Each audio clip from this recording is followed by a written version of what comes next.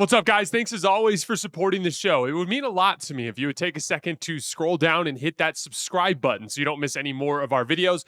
Also, make sure you follow us all over social media so you don't miss any of our content or show announcements. We talked on Monday about how I thought this made sense for both sides in the Ayton Los Angeles Lakers deal. The Lakers were in desperate need of a center. They don't have one that they trusted in the playoffs last year. And obviously there's some urgency surrounding Luka and LeBron. The free agency options were all decent backups, but none of them were going to do well in a real starting role.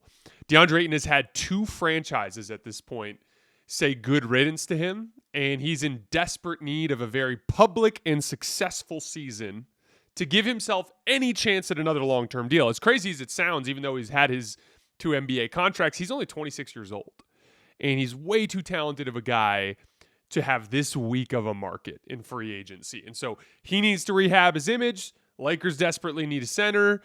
Even when it comes to Ayton and some of his off-court stuff, which we'll talk about in a little bit, this, in theory, should be the year where you get Ayton on his best behavior because he's effectively in what amounts to a contract year. That there's that player option for next year. That's basically just a safety net in case this goes really poorly for Ayton and the Lakers. But if he has a great season this year, he could potentially go into next year. And we've seen what the starting caliber center market is, guys.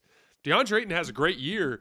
He could easily look at over $100 million on a 4-year deal somewhere else. That is like absolutely 100% achievable for Deandre Ayton if he goes into LA and has a great season. So it's a perfect match. The Lakers get a legitimate starting level talent to anchor the center position for them this year. And Deandre Ayton gets to play with Luka Doncic, who has the potential to help Ayton put together one of those career years on the offensive end of the floor. Now, obviously, the Lakers and Ayton's camp agreed with that assessment. Now he's a Laker, so let's dig into some more of the basketball specifics about his fit on that team. We're going to start with offense, and we're going to start with the good. He is just a absolute monster pick and roll player. There is no other way to characterize it. As we went over on Monday, he's statistically been one of the highest volume and efficiency role men in the NBA for the entire 2020s. If you want to hear those numbers again, I went over them in detail on Monday's show, so head over to our show from Monday and you'll get to see those specific numbers. But it starts with screening. He doesn't necessarily set the most physical screens in the world, but he's very good at the timing and getting in and out of screens quickly. Reversing angles when the situation calls for it, running up and getting set like he's going to screen, and then just jetting out. Like it's hilarious because he lacks the same verve in his pick and roll coverages on defense, which we'll talk about in a minute. But on the offensive end, he gets in and out of screens quickly, and he will often get behind the screen defender simply just because he sprints out of screens. And it like pops off the screen when you're watching film. He is a very, very good pick and roll man in the NBA. He creates a very large vertical spacing window, and he has great hands. He averaged almost 2 dunks per game last year. That is going to be a great fit alongside Luka Doncic. He's a legitimately good mid-range jump shooter. As a jump shooter at large, it doesn't look good because he took a lot of threes not a lot, but he took almost 40 threes last year and he shot pretty poorly on them. But he was 55% last year on 2-point jump shots on almost 74 attempts, so almost 2 attempts per game. By the way, that does not include post-up fadeaway jump shots, which we'll talk about in a minute. He's not very good at those. But off the catch, in ball screens or in short-range spacing situations, around the elbows, he is a very good mid-range jump shooter. He also does a good job of reading the back line. So he'll roll hard if there's a lane, but then he'll short roll to the foul line when there's traffic. And even on those short rolls, there are some of them where he's very well set and it's just an easy pocket pass and he rises up. There are some of these where he's on the move. He's rolling to the basket and he's like popping like left, right with his footwork like a movement shooter and rising up from the elbow. And it's kind of a legitimately feathery touch that he has on that little mid-range jump shot. It's a little flat, which is why it doesn't go in when he shoots threes. But when he's in that mid-range, it goes in at a high rate. He's going to score 1 million points playing off of Luka Doncic in pick and roll. Like, there's no way around it. The only thing I'm a little bit worried about with pick and roll is when Luka gets blitzed. He's not a great decision maker, and he's a little bit turnover prone. So that will probably be the biggest issue that the Lakers have to deal with in ball screens throughout the season, is just if they look to start blitzing Luka. I would be curious to see if the Lakers pivoted to situations like that where, oh, you're blitzing Luka, well, we're just going to use LeBron as the screener and then put DeAndre Ayton in the dunker spot and see if you can work off of that. They're going to have to work out some stuff, but specifically in ball screens, outside of blitzes where Ayton has to make decisions, I just think he's still one of the very best role men in the league. And it's just going to be a very, very impactful option alongside Luka Doncic. The bad on offense. We mentioned the turnover-prone short roll stuff on blitzes. He's never been able to put it together as a post player. There are times when it looks great. Like, he has really good physical tools, obviously.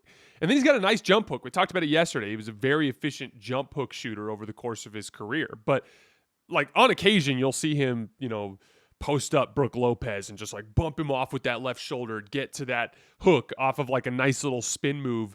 And you'll be like, man, like, he's got the potential to be such a monster down there. But he's constantly settling for super difficult, like, turnaround fadeaway jump shots out of the post, or like face up jumpers out of the post. And while he's a good jump shooter off the catch, he's pretty bad on these post up jump shots. And so it craters his efficiency. And then you add in the turnovers. He's extremely turnover prone on post ups compared to some of his peers. He doesn't see the floor well, a little spastic. He'll like freak out a little bit when he gets into traffic.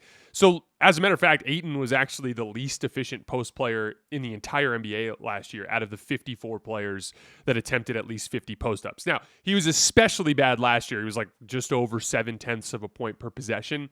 In previous years, he was better, like in the 0.9 and change kind of range.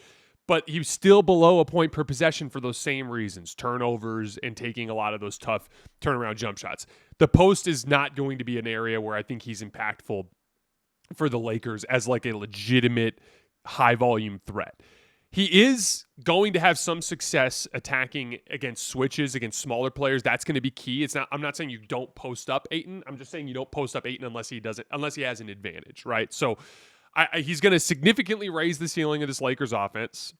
The key will just be trimming the fat, keeping his post-ups down to just quick duck-ins against pick-and-roll switches, keeping that volume down. And by the way, it shouldn't be a problem. He posted up last year for Portland I should reverse this. In 2023 with the Suns, he posted up 6 times as many times as he did last year with the Blazers. So his post-up volume has already been cratering. I don't think that will be an issue. I think there will be issues with Ayton. I just don't necessarily think it'll be like, oh, he's demanding the ball in the post too much, like he's prime Dwight Howard or something like that. So on the offensive end, I view it as nothing other than a substantial upgrade. On defense, the defensive tape with Ayton from last year is mostly useless in the context of the Lakers because the Blazers almost exclusively used him in a very deep drop coverage.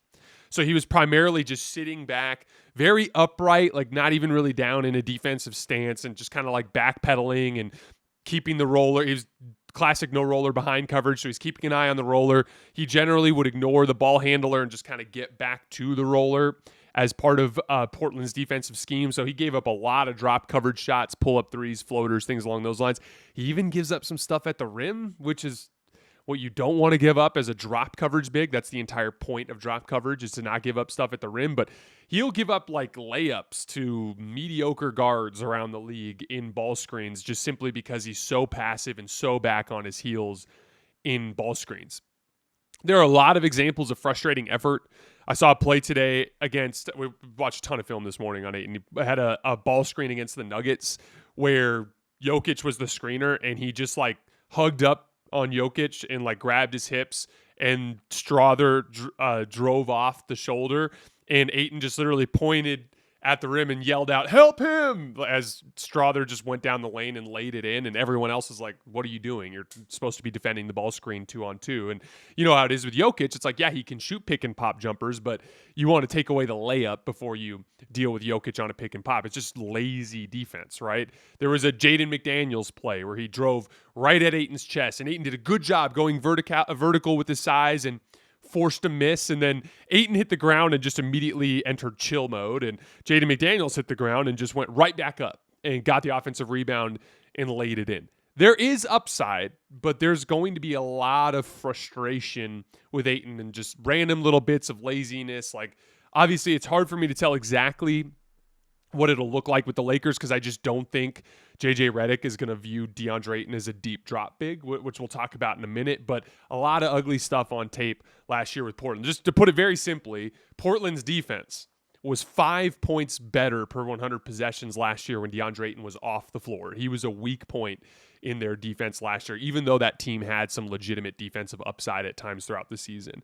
Again, there is upside. He'll make a big block in pick and roll where you're like, man, this dude's got crazy physical tools, or he'll make some recovery move where his foot speed shows, or he'll slide his feet on the perimeter. You'll think he can do this, but it's just few and far between, at least in the Portland tape. So this is going to be a massive project for JJ Redick. The first step will be finding a scheme that works. I'm a little worried about him switching because he's so passive just naturally as a basketball player on that end of the floor. There was a couple of plays in a game against Minnesota this year in crunch time, late game in the fourth quarter, where he gave up a couple of threes to Naz Reid. One on a switch where he kind of came out passively and Naz Reid was just like, okay, and just hit like a little in and out dribble, got separation, hit a three. And then after he hit that shot, and the game is now tied in crunch time, big possession, they go back to the same action. They switch Ayton onto Naz Reid, but he just hit a three, and he just kind of passively switched out where he's like standing there, but he's not getting out to contest, and Naz burned him again and hit a three over the top. And you're like, what are you doing, man? Like, you got to be paying attention. This is Naz Reid. He's on a roll. He just hit a jumper in your face. You got to be pushing out a little bit further. Now, to his credit, again, in that same game, there was another sequence late in the game where he switched, defended Naz well, and got a stop. But it's like that needs to be the level of attention to detail that's earlier in that sequence, not later in that sequence. Everyone knows what Naz Reid wants to do. He's got that quick release. He wants to take that above the break three. You got to be out there. So, like, switching, I'm a little nervous about just because if you have passive switches, he's going to get burned over the top quite a bit. I think he could be a good high drop coverage player. What that means, again, is coming up to the level and then recovering back after the action, and getting up to the level and then recovering back after the action. And I look at that as a potential scheme that could work for him because of what I was talking about earlier involving his offensive work in ball screens. This dude gets in and out of ball screens quickly on offense. He is a good athlete who's 26 years old.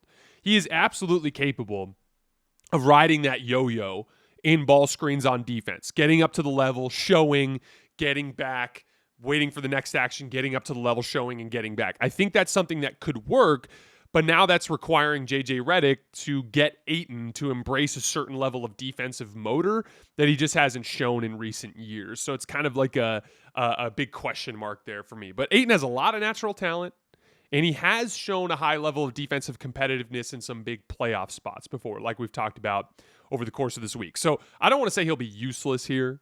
It's just going to be an adventure on that side of the floor. It's going to be a lot of ups and a lot of downs.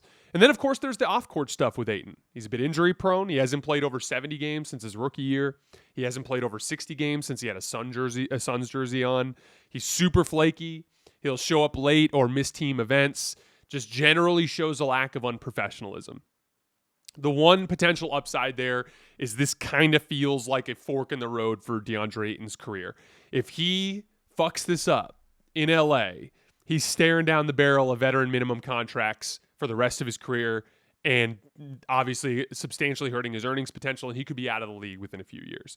If he locks in, shows professionalism, puts up monster numbers alongside Luka Doncic, then this could be, I'm signing a 4-year, $125 million deal or $120 million deal like some of the starting caliber centers that we have in the NBA. That's the fork in the road here for DeAndre Ayton, and it's going to come down to what he does with his professionalism and with his on-court play in this season.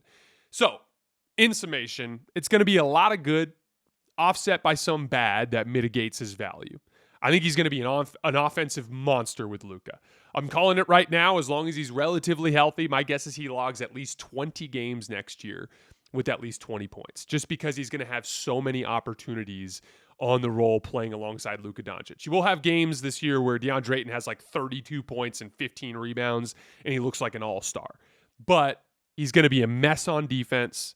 That will undercut his value. There will probably be some off-court unprofessionalism, even if he's on his better behavior. That's going to undercut his value. But to be very clear, that still nets out as substantially better than any center the Lakers have had in the last few years, other than Anthony Davis. So all in all, I think it's a win for the Lakers. And I'm at least excited to watch what Deandre Ayton looks like as a pick-and-roll partner with Luka. I think it could be very scary. I view it, to be very clear, with Ayton as a roll man, I view it as like a substantial ceiling raiser for the Lakers offense. This is just a huge part of a pick and roll attack. If you look at a pick and roll attack as three-pronged, meaning there's the on-ball guy who has to bring a certain amount of scoring threat, and then you have the weak side guys that all have to bring a certain amount of scoring threat. The guy in the middle, the guy that makes it all work, is the scoring threat on the roll. If that guy isn't a substantial scoring threat, they don't need to really tag rollers with that much intensity. If they don't need to tag rollers with that much intensity, all the weak side scoring guys are not going to get nearly as many advantages off the catch. But if that guy's a monster, now the defense has to make a very difficult decision. Okay, we're going to get the ball out of Luka Doncic's hands. So that means we can choose one of two things. We can either play the weak side or we can play the roller. And having Austin Reeves on the weak side, having LeBron on the weak side, having Dalton Connect on the weak side, having Rui Hachimura on the weak side, if you give those guys awesome opportunities, they're going to score.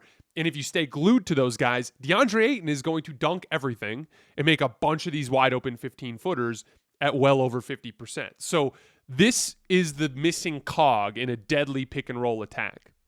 Last year, because of some of the difficulties that Jackson Hayes had finishing in traffic and all of his issues on the defensive end of the floor, they had to bail on that and basically get rid of that middle piece and play straight up 5-out drive and kick, which basically only has two threats, right? The on-ball guy and the people you're spraying it out to on the perimeter. There's a much more layered approach to this offense now with the ability to have a legitimate superstar level shot creator in pick and roll, one of the best scoring roll men in the NBA, and then all sorts of offensive talent on the weak side. I would be surprised if this Laker offense isn't top 5 in the NBA next season.